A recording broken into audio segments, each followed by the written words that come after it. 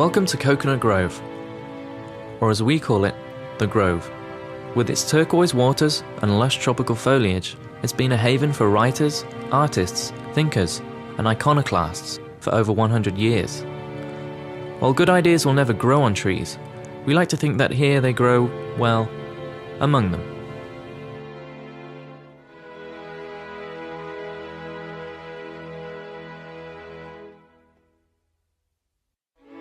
Architecture and cities really conditions our possibilities to express ourselves or to enjoy our life. They become the framework around our lives. And therefore it's quite important to understand that architecture isn't just some visual art.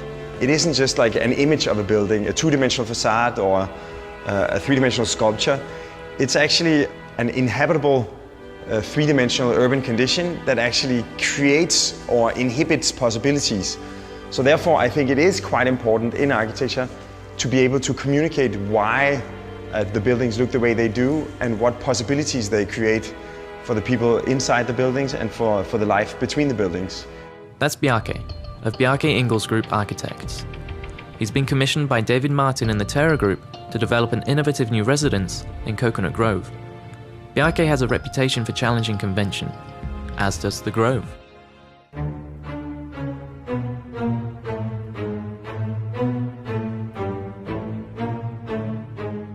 Coconut Grove has an amazing waterfront. It has an amazing boating life. It's really a special place. It has a soul and identity of being a very artistic, peaceful community. David talked about how Coconut Grove was really the epicenter of Miami. He really wanted to somehow reinvigorate it with this new development.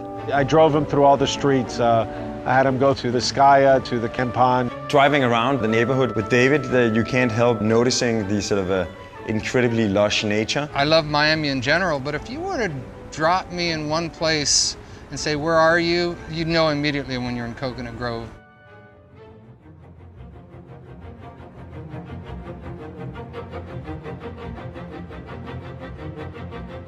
Coconut Grove is the oldest neighborhood in Miami.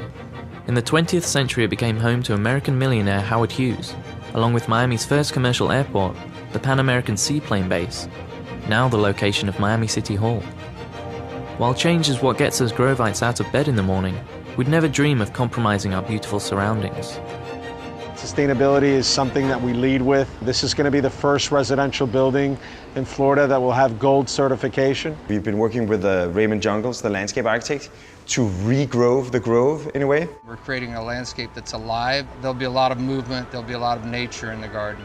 And the really interesting thing about this particular garden, as you're down in the garden and you look up to the sky, you'll see these amazing pieces of sculpture that kind of twist your eye up towards the clouds. As some of our owners say, the buildings dance together. Because the bay is on a diagonal, the two buildings actually turn, and rather than being front and back, they become side by side. So rather than just dumping a general extrusion of floor plans, it's two buildings that actually respond to each other and respond to the surroundings. So you maximize the qualities, the enjoyment of the weather, the enjoyment of the view. Not only are we creating a space for optimizing views for our owners, but we're also creating space for a developer to customize the residences, move bathrooms, move kitchens, move bedrooms.